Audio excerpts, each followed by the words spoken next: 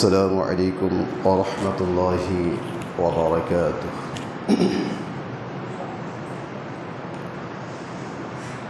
إن الحمد لله نحمده ونستعينه ونستغفره ونعوذ بالله من شرور أنفسنا ومن سيئات أعمالنا. من يهده الله فلا مضل له ومن يضلله فلا هادي له. ونشهد أن لا إله إلا الله وحده لا شريك له. ونشهد أن سيدنا وشفيعنا وحبيبنا ومولانا محمدا عبده ورسوله. أما بعد فإن خير الحديث كتاب الله وخير الهدي هدي محمد صلى الله عليه وسلم وشر الأمور محدثاتها وكل محدثة بدعة وكل بدعة ضلالة وكل ضلالة في النار. بسم الله الرحمن الرحيم. قاف والقرآن المجيد. بل عجبوا أن جاءهم منذر منهم فقال الكافرون هذا شيء عظيم. أئذا متنا وكنا ترابا ذلك رجع بعيد. قد علمنا ما تنقص الأرض منهم وعندنا كتاب حفيظ. بل كذبوا بالحق لما جاءهم فهم في أمر مريج. أفلم ينظروا إلى السماء فوقهم كيف بنيناها وزيناها وما لها من فروج إلى آخره.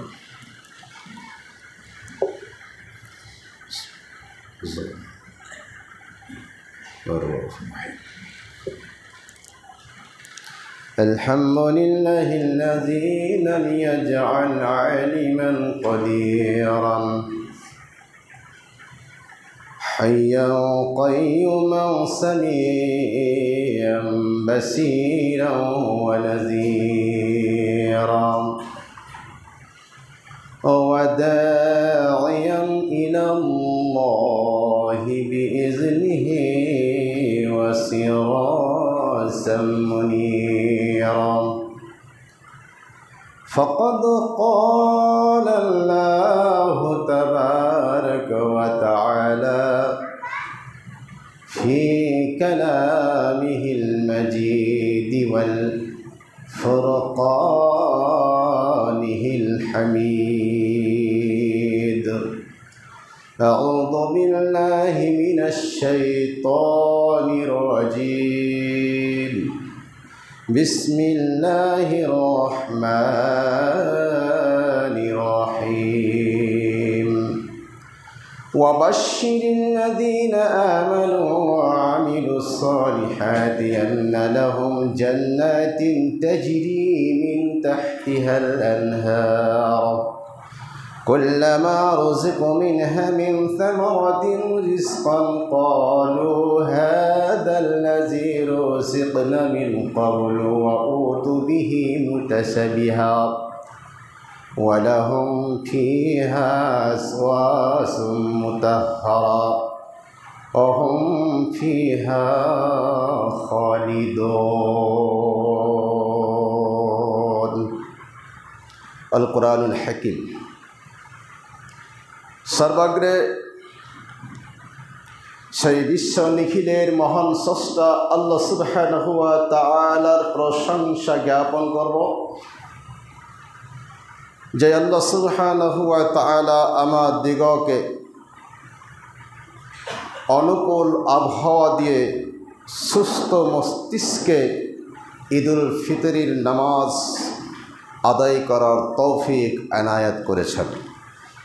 সেই সাথে আজকের দিন আল্লাহ সুবহানাহু ওয়া তাআলা আমাদিগকে তারই অসীম দয়ায় তারই পবিত্র ঘরে আসার তৌফিক এনায়েত করেছেন।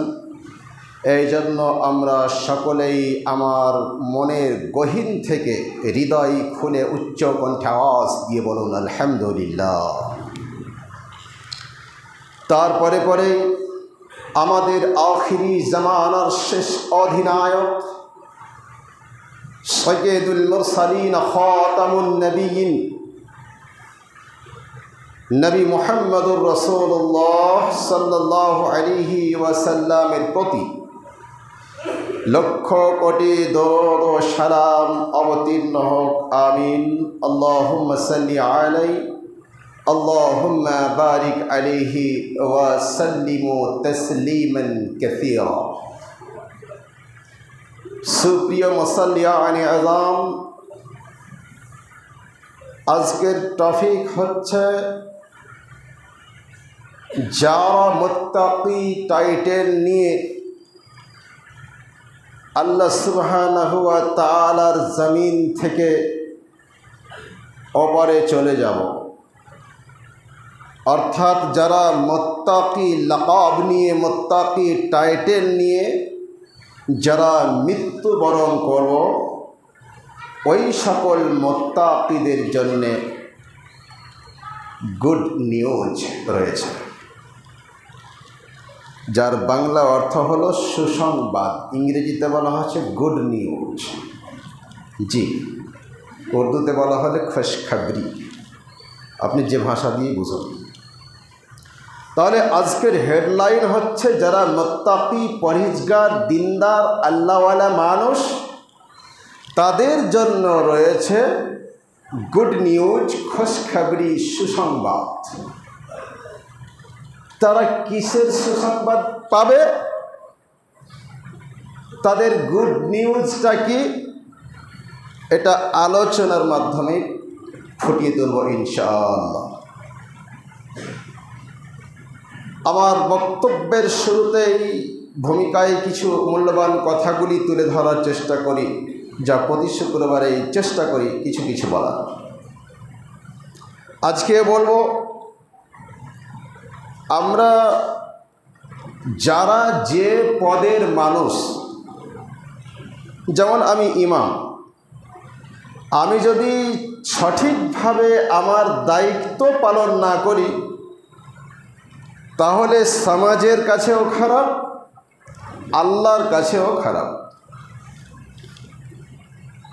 মসজিদ কমিটি যারা আছি, তারা মসজিদের সম্পূর্ণ যদি দায়িত্ব না নিয়ে কাজ চালাতে পারি, তাহলে সমাজের কাছেও খারাপ, আল্লাহর কাছেও খারাপ। মাদ্রাসার কমিটি হয়ে, সদস্য হয়ে যদি মাদ্রাসার সঠিকভাবে পরিচালনা করতে না পারি, তাহলে সমাজের কাছেও খারাপ, আল্লাহর কাছেও খারাপ। যখন দেখা গেল আমার দ্বারা পাবলিকের কাছ থেকে আসছে বহু বহু লিখিত অভিযোগ, এর সেক্রেটারি চলবে না, আর যে গদগুলি লেখা হচ্ছে সেগুলো সেক্রেটারি কানেও পড়ছে, চোখেও পড়ছে, পড়ছেও, সে জানতে পারছে যে হ্যাঁ, যে জনসাধারণ আমার বিরুদ্ধে কলম চালিয়েছে এই কাজে তো আমি জড়িত, কিন্তু আমার যে হয় না, তো ও পদ থেকে চলে আসতে হবে। কি বুঝলেন? মানে ও পদে তোমার যোগ্য নেই, তোমার যোগ্যতা হারিয়ে ফেলেছ, সে পদ ছেড়ে দিতে হবে। আমি যদি আমার সঠিক ইমামতির পদের কাজ যদি আমি না করতে পারি, আমাকে পদ থেকে নেমে যেতে হবে, অন্য কোনো ইমাম আসে। ভাইয়েরা আমার, আমি এতগুলি কথা সাজিয়ে বলার কারণ হলো, আমরা যারা ঈদগাহ কমিটি আছি, আমাদের বহু এলাকায় আলেমে দ্বীন আছেন যারা আমাদেরকে আমাদের মৃত্যুর সময় পর্যন্ত পড়াতে পারবেন, আমরা তাদের ছাত্র হয়ে থাকব, এমনও আলেম দুনিয়াতে আছেন, এটা আমার বিশ্বাস। এতগুলি আলেম থাকতে জানি না কোন জায়গায় আমার দুর্বলতা।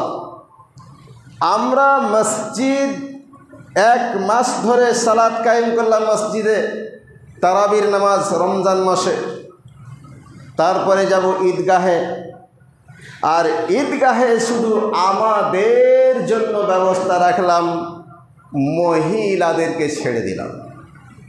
আচ্ছা বলেন তো, যেই মহিলারা রাত্রে ঘুম ত্যাগ না করে রান্না না করলে আপনি সাহারি খেতে পারতেন না। অনেকে এই সাহারি আর সেহরি নিয়ে পার্থক্য আছে, মতভেদ আছে, তো মসলা মাসাইল তো ওগুলো আলেমেরা জানে। তো একটা মশলা জেনে রাখুন, সেহরি জীবনে বলবেন না। সেহরি মানে জাদু, আর সাহারি মানে আল্লাহ সুবহানাহু ওয়া তাআলার উদ্দেশ্যে কিছু পান করা, আহার করা, সিয়ামের জন্য। তাহলে শব্দটা সেহরি হবে না, শব্দটা হবে সাহারি। আর এই ফতোয়া আমি দিলাম, পৃথিবীর যত আলেম আছে তাকে জেনে নেবেন যে আমাদের মৌলভী সাহেব কথা বলেছে। যদি কোনো মুহাদ্দিস আমারে ভুল ধরে নেয়, তাকে গিয়ে আমি ইনশাআল্লাহ আজিজ তার কাছে জিজ্ঞেস করব সেহরি এবং সাহারির মানে কি। জি, এটা বলা থাকলো, জিন্দেগিতে সেহরি বলবেন না, শব্দটা হবে সাহারি। তাহলে মহিলারা যতক্ষণ পর্যন্ত ঘুম থেকে উঠছিল না, অতক্ষণ পর্যন্ত আমরা সাহারি খেতে পারিনি, আর সেই মহিলাদেরকে ছেড়ে দিয়ে আমরা একা একা চললাম ঈদগাহে। এটা কোন যুক্তিতে? রাসূলের জ্বলন্ত হাদিস যে ঈদগাহ ময়দান মসজিদে পর্যন্ত পুরুষদেরকে ঈদের নামাজ অনুষ্ঠিত করার, প্রতিষ্ঠা করার পর অনুমতি শরীয়তে নাই, অথচ এটা পবিত্র জায়গা। এই জায়গাকে বলা হয়েছে পৃথিবীর সবচাইতে দামি এবং সুন্দর থেকে সুন্দরম জায়গা হচ্ছে মসজিদ, অথচ মসজিদে ঈদের নামাজ পড়ার অনুমতি নেই কারণ ছাড়া। কথাটা একটা একটা করে বুঝে যাবেন। তাহলে আমাদেরকে ঈদগাহে যেতে হবে। ঈদগাহের রূপটা কেমন হবে? ঈদগাহ থাকবে চতুর্দিকে ফাঁকা। বলে মৌলভী সাহেব ঈদগাহ যে ঘেরা, এখন বিদ্বানরা বলছেন ঈদগাহ দখলের জন্য কিছুটা দেওয়াল দিয়ে রাখা যায়, কিন্তু বাস্তবে প্রকৃতপক্ষে ঈদগাহ হবে ফাঁকা ময়দান। কথা বুঝে আসছে? আমি যেভাবে কথা বলছি সেভাবে রিপ্লাই করবেন, ঝগড়া লাগাবেন না কাউকে কথা বলে। আমি যেটা বাস্তব বলছি সেটা আলোচনা করবেন। আমি মূর্খর মতো ওই গোবর পুড়িয়ে এসে বকরির ঘাস কেটে এসে বক্তব্য দিই না, আগে পরিশ্রম করি যথেষ্ট, তারপরে এসে বক্তব্য দিই। জি আমার ভাই ও আব্বাজান, তাহলে মসজিদ হবে ফাঁকা, ঈদগাহ হবে ফাঁকা ময়দান, দখলের জন্য কিছুটা জায়গা প্রাচীর দিয়ে উঁচু করে রাখা যায়। কথাটা এইভাবে বলবেন। আর যেভাবে ঈদগাহকে সাজানো হচ্ছে, ফুল দিয়ে, বাতি দিয়ে, টিপটাপ বল দিয়ে, এগুলো সরাসর বিদআত, এগুলো সরাসর নাজায়েজ, এগুলো সরাসর অপচয় খরচ, এগুলো হচ্ছে হিন্দু ধর্মের অনুসরণ করা। আমার ভাই আব্বাজান, এগুলো বিদআত। ওটা ঈদগাহ আল্লাহ সুবহানাহু ওয়া তাআলাকে আমরা হৃদয় ভরে ভক্তি ভরে ডাকতে যাচ্ছি। ওটা ফুলসজ্জার রাত নয়, এটা ফুলসজ্জা নয় ঈদগাহটা, ওটা বিয়ে বাড়ি নয়। যে আপনি ফুলের মালা দিয়ে আর বিভিন্ন রকম বাতি দিয়ে সাজাবেন, এটা বিদআত, এটা নাজায়েজ, এর উপরে কলম চালাইকে আমি দেখব। জি, ঈদগাহ ময়দান হবে ফাঁকা এবং ওখানে কোনো ফুল সজ্জার বাতি ফাররা দিয়ে কোনো কিছুই করা যাবে না। সাথে সাথে যারা ওই ঈদগাহের কমিটি আছেন, তাদের একান্তনীয় অপরিহার্য কর্তব্য মহিলাদের ব্যবস্থা করতে হবে। আপনি যেমন আপনার জন্য ব্যবস্থা করছেন, যদি জায়গা না হয়েছে তো আরও পুরুষদের জন্য চট নিয়ে আয় তাড়াতাড়ি, ব্যবস্থা কর, লোক অনেক হয়ে গেছে। এত পরিশ্রম করে পুরুষ তুমি তোমার জন্য জায়গা করে নিচ্ছ, আর যারা আমাদেরকে 1 মাস রান্না করে ঘুমকে হারাম করে দিয়ে রান্না করে খাওয়ালো, অথচ রসুলের সুন্নাত, রসুলের অনুমতি আছে মহিলাদেরকে ঈদগাহে নিয়ে যাওয়ার, তাদেরকে ছেড়ে দিলেন কেন? ছাড়লেন কেন? মসজিদ কমিটি হয়ে, ঈদগাহ কমিটি হয়ে আপনাকে একবার ভাবা উচিত ছিল যে আমার দায়িত্ব কি। জি, মসজিদ যারা ঈদগাহে কমিটি আছেন তাদেরকে আগামীতে এই মাথায় আনতে হবে, যদি আগামীতে না হয় তারপরে বছর এর স্বপ্ন, এর অঙ্ক আপনাকে কষে রাখতে হবে। যদি এই ব্যবস্থা না করেন, অন্তত আলোচনা করেন, আলোচনা করার পরেও যদি না হয় তাহলে আপনাকে সে পদ থেকে চলে আসতে হবে। আপনি ফতোয়া দেবেন না যে মৌলভী সাহেব বলেছে ঈদগাহের কমিটি থাকতে হবে না। হ্যাঁ জি, আপনার ওই মধ্যে যোগ্যতা নেই। আর যদি আপনার যোগ্যতা আছে তাহলে আপনাকে গ্রামবাসী সাপোর্ট করছে না। যেখানে সাপোর্ট নাই, আমি ঈদগাহের কমিটি হয়ে আমার কথা যদি না চলে, শরীয়তের কথা বলতে গিয়ে আমি ওই পদে থাকবো কেন? এটা প্রথম টার্গেট। জি, আমার মহতারাম ভাই আব্বাজান, তাহলে মহিলাদেরকে নিয়ে আসতে হবে, এটা রসুলের হাদিস। যদি না আনতে পারি মৌলভী সাহেব, জায়গা নেই, সংকট, তাহলে আপনার কাছ থেকে জায়গা কিনে নেব নাকি? জি, যদি ব্যবস্থা, আপনার মনোবলতা ঠিক আছে কিন্তু জায়গা নেই, নিরুপায়, তাহলে ওই মহিলারা নিজ বাড়িতে নামাজ পড়বে, মসজিদে নয়। কথাটা কানে এসছে? এখন মসজিদ কমিটি এই ফতোয়া শুনে ওরা মনে মনে ভাববে, আরে মহিলার কাছ থেকে টাকা পাচ্ছিলাম ঈদের দিনে, ওই টাকাটা তো বন্ধ হয়ে যাবে, এত এই ফতোয়া দেওয়া যাবে। জি, কথাটা শুনুন ভালো করে। পুরুষদেরকে আল্লাহ সুবহানাহু ওয়া তাআলার রাসূল ঈদের সালাত কায়েম করার অনুমতি দিলেন না। আপনি আমি মহিলাদেরকে ঈদগাহে নিয়ে যেতে পারলাম না। ঈদগাহে যখন নিয়ে যেতে পারলাম না, তখন মহিলারা নিজ গৃহে, নিজ বাড়িতে নামাজ পড়বে, এটাই উত্তম। মসজিদে এসে নামাজ পড়বে, এর কোনো হাদিস নাই। জি, বড় বড় আলেম আছে গ্রামে, ফতোয়া নেবেন, আর বড় বড় আলেমদের কাছে যাওয়ার দরকারও নাই। বালিশে বসে বসে ইউটিউব সার্চ করেন আর মুহাদ্দিসের ফতোয়া শুনেন যে মৌলভী সাহেব যেটা আমাদের বক্তব্য দিয়েছে সেটা ঠিক না বেঠিক, শুনবেন। আজকে এখনই যেয়ে শুনবেন। মহিলাদেরকে হয় ঈদগাহে নিয়ে যেতে হবে, আর না হয় নিজ বাড়িতে নামাজ পড়তে হবে, মসজিদে আসা চলবে না। আমার ভাই আব্বাজান, তাহলে এই সমস্ত টুকটাক মশলাগুলি আমরা যতদূর সম্ভব ততদূর আমরা মেনে চলবো ইনশাআল্লাহ। রাগ নয়, ঝাল নয়।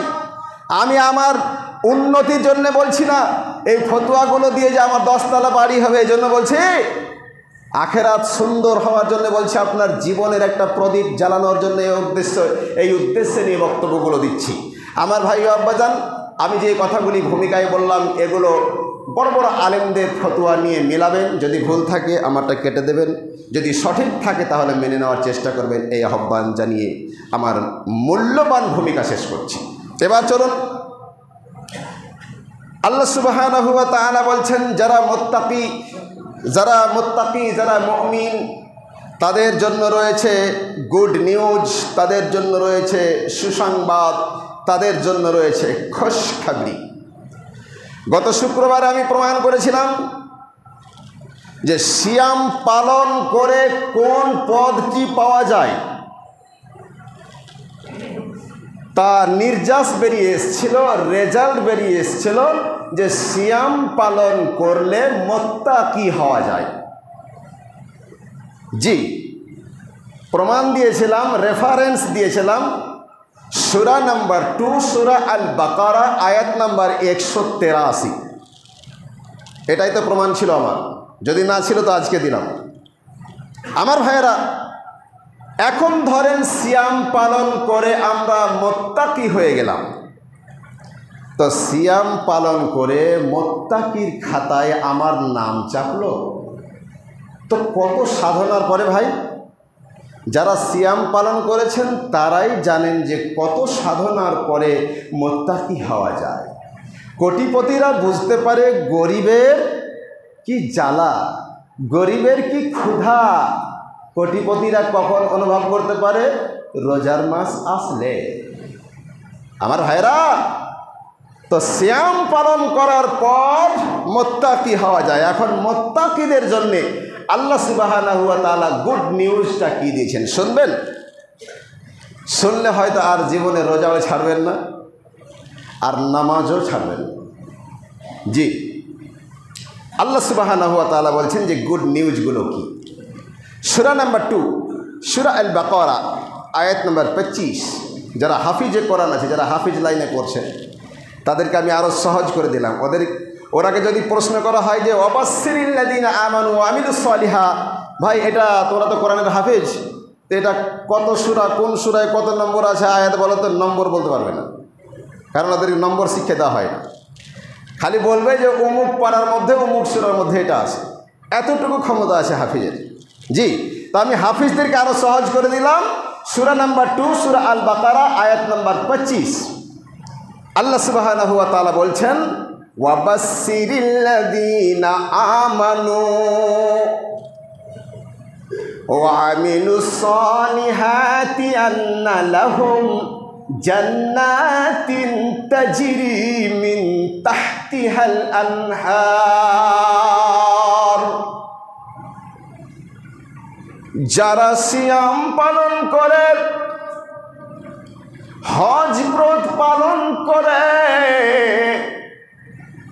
লাইলাতুল কদরের রাত জাগরণ করে, তাহাজ্জুদের নামাজ পড়ে মুত্তাকিদের খাতায় নাম লিখাতে পেরেছ, আমার আল্লাহ বলছেন হে মুত্তাকিরা শোনো, আমার আল্লাহ আপনার নবী, আমার নবী তথা সারা বিশ্বের সমগ্র মানবের শেষ অধিনায়ক নবী মুহাম্মদুর রাসূলুল্লাহ, পাঠ করুন সাল্লাল্লাহু আলাইহি ওয়াসাল্লামের মাধ্যমে আল্লাহ পাক বলে দিলেন, নবী গো ওই সকল মুত্তাকিদেরকে সুসংবাদ দিয়ে দেন যারা আমার জমিনে 2টা কাজ করেছে। বেশি কাজ করা লাগবে না মুত্তাকিদের, কারণ কাজ তো ওরা বহু পরিশ্রম করে অনেক কাজ করেছে, তো 2টি কাজ তার মধ্যে যে মুত্তাকিরা করেছে ওদেরকে সুসংবাদ দিয়ে দেন। কাজ 2টি কি? ওয়াবাশশিরিল্লাযীনা আমানু ওয়া আমিলুস সালিহাত, যারা আল্লাহর প্রতি ঈমান এনেছে 1, নাম্বার 2 ওয়া আমিলুস সালিহাত, যারা নেক কর্ম আল্লাহর জমিনে করেছে। আল্লাহ সুবহানাহু ওয়া তাআলা বললেন ওই ঈমান আননেওয়ালা আর নেক কাজ করনেওয়ালা, ভালো কাজ করনেওয়ালাদেরকে সুসংবাদ শোনায়া দেন। ঈমান আর সলেহ, ভালো কাজ। সুসংবাদটি কি? ওয়াবাশশিরিল্লাযীনা আমানু ওয়া আমিলুস সালিহাতি আন্না লাহুম জান্নাতিন তাজরি মিন তাহতিহাল আনহার। নবী তাদেরকে ওই জান্নাতের সুসংবাদ শোনায়া দাও যেই জান্নাতের পাদদেশ দিয়ে নদী সমূহমান প্রবাহিত হবে। ওই জান্নাতের সুসংবাদ শোনায়া দাও যেই জান্নাতের তলদেশ দিয়ে নদী চলমান থাকবে। এক তো জান্নাত খুশির সংবাদ রে ভাই, নসিব যদি খুলে যায় জান্নাত পেয়ে নেন। জান্নাতের বর্ণনা কি করে বুঝায় আপনাকে? তো আল্লাহ বলছেন ওই জান্নাতের সুসংবাদ শোনাও ওই মুমিনদেরকে, যে জান্নাত তো এক সুন্দর জায়গা, তার মধ্য দিয়ে তার তলদেশ দিয়ে আবার নদীর স্রোত বয়ে যাবে। তারপর আর কি বলবে? আনহার কুল্লামা রুজিকু মিনহা মিন সামারাতিন রিজকান ক্বালু হাযাল্লাযী রুজিকনা মিন ক্বাবলু ওয়া উতু বিহি মুতাসাবিহা। ওই জান্নাতীদেরকে যখন জান্নাতের সামনে, জান্নাতের ভিতরে তাদের খাবারের জন্যে যখন কিছু ফল প্রেজেন্ট করা হবে, যখন কিছু ফল খেতে দেওয়া হবে, তখন তারা বলবে ক্বালু হাযাল্লাযী রুজিকনা মিন ক্বাবলু ওয়া উতু বিহি মুতাসাবিহা। আরে এই তো সেই ফল আমরা রমজানুল মোবারক মাসে ওই ট্যাঙ্কি মোড়ে নিয়ে আসতাম, কলা নিয়ে আসতাম, নাশপাতি নিয়ে আসতাম, আঙ্গুর নিয়ে আসতাম, আর কিছু তরমুজ। এ তো সেই ফল, যে ফলগুলো আমরা ভবানীপুরের মাটিতে খেয়েছিলাম, যে ফলগুলি আমরা ফারসার মাটিতে খেয়েছিলাম, যে ফলগুলো পাকুড়ে পাওয়া যেত, যেই ফলগুলো ভবানীপুরে পাওয়া যেত। এ তো সেই ফল, যে ফলগুলো আমরা দুনিয়ায় ভক্ষণ করেছি। জি, এই ফলগুলো আল্লাহ দিবেন। আর তারা হাসবে আর বলবে ক্বালু হাযাল্লাযী রুজিকনা মিন ক্বাবলু ওয়া উতু বিহি মুতাসাবিহা। জি আল্লাহ, এই ফলগুলোই আমরা খেয়েছিলাম। তাহলে সংবাদ, সুসংবাদ বুঝতে পারছেন তো? গুড নিউজগুলা কি? আর নাম্বার 3, ওয়ালাহুম ফিহা আজওয়াজুম মুতাহহারা ওয়া হুম ফিহা খালিদুন। আপনি আপনার স্ত্রীকে নিয়ে 50 বছর কাটালেন, কত ঝামেলা, কখনো পায়খানার অসুখ, ডাক্তারকে এনে সেলাইন দিতে হয়েছিল, কখনো সর্দি লেগেছে, রুমাল ভিজে গেছে নাকের পানিতে, আবার চোখের পেস্টিজে আপনি বিরক্ত হয়ে গেছিলেন, শরীরটা দুর্বল হয়ে গেছিল, পাকুর মার্কেট থেকে কত রকমের খাবার নিয়ে এসে শরীরটা ভালো করলেন, স্ত্রীর বহু টাকা খরচ করার পর আল্লাহ বলছেন ওরে আমার মুমিন, তোদেরকে জান্নাতে শুধু রেখে দেব না, জান্নাতের সুসংবাদ শুধু শুনিয়ে দেব না, আমি তোদেরকে জান্নাতে জান্নাতি রমণীও দেব। এই রমণীটা কেমন হবে? ওয়ালাহুম ফিহা আজওয়াজুম মুতাহহারা ওয়া হুম ফিহা খালিদুন। তোমাদেরকে শুদ্ধচারিণী রমণী দান করা হবে, তোমাদের সঙ্গিনী হিসেবে থাকবে। কতদিন? 1 মাস, 2 মাস, 3 মাস। ওহুম ফিহা খালিদুন। আমার আল্লাহ বলছেন তোদের অঙ্কর খাতা ফেল হয়ে যাবে, লসাগু করেও পাবি না, যোগ করেও পাবি না, বিয়োগ করেও খবর নাই। আমার আল্লাহ বলছেন ওহুম ফিহা খালিদুন। ওই রমণীকে নিয়ে তুমি অনন্তকাল ধরে আল্লাহর জান্নাতে অবস্থান করবে। বলুন না আলহামদুলিল্লাহ। জি, দলিল কাটার কিছু নেই ভাই। সূরা নাম্বার 2 সূরা আল বাকারা আয়াত নাম্বার 25 আয়াতের তর্জমা করলাম, শুধু ব্যাখ্যা তো থাকলো, সময়ও গেল, আর 1 মিনিটও সময় নাই। আমার ভাইয়েরা, তাহলে আজকের বক্তব্য থেকে বুঝতে পারলেন যে জান্নাতে এত কিছু আছে রে ভাই। কাদের জন্যে? যারা পবিত্র মাহে রমজানুল মোবারক মাসের সিয়াম পালন করলেন, যারা আল্লাহর ভয় হৃদয়ে রেখেছেন, যাদের প্রেম রাসূলের সঙ্গে আছে, কোনো নারীর সাথে না, রাসূলের সাথে যাদের প্রেম আছে, তাদের জন্য এত কিছু আল্লাহ পাক করে রেখেছেন। ওরাই বাদ পড়ে যাবে যারা দেখবেন রোজা বিদায় হয়েছে আর ওরাও বিদায় হয়েছে। আমার ভাইয়েরা, তাহলে ওরা কি তাদের তুলনা হয় না? আপনি পাট বুনলেন, এখন পাটের সময় তো, এখন পাট বুনলেন, পাট বোনার পর দেখা যায় কিছুদিন পরে সামা টামা ইত্যাদি আগাছা কিছু গাছ চলে আসে, তো ওগুলা কী করেন? বলে পেট করতে হবে, চল দাওয়ালি মাউলি নিয়ে যাও মাঠে, তো ওই আগাছা গাছগুলোকে উঠিয়ে উঠিয়ে ফেলে দেন। তো আপনি মানুষ হয়ে আপনার ফলকে দুর্বল করে দেবে, এই জন্য আপনি আগাছা গাছগুলোকে যদি ফেলে দিতে পারেন, তো আল্লাহ সুবহানাহু ওয়া তাআলা আপনাকে আমাকে ইবাদত করার জন্য পাঠিয়েছেন। রমজান মাসে ইবাদত করে আর আল্লাহকে মানবো না, এরা কে? এরা কোন গাছ? ফলা গাছ, এরাও তো আগাছা। অতএব আগাছা টাইটেল নিয়ে ভাই মরবেন না, নইলে জান্নাতের ওই ফল, ওই ফ্যাসিলিটি, ওই গুড নিউজ আপনার দ্বারা হবে না, আপনি পাবেন না। সুতরাং রাগ ঝাল না করে মনটাকে শান্ত করে বিবেকটাকে কাজে লাগিয়ে আপনি বুঝবেন, রাত্রে ঘুমাতে গিয়ে বুকে হাত দিয়ে বুঝবেন যে আমাদের ইমাম সাহেব যে কথাগুলো বলছিল ঠিক না বেঠিক। ভাইরা, নিশ্চয় আপনি কিছু একটা পথ পেয়ে যাবেন।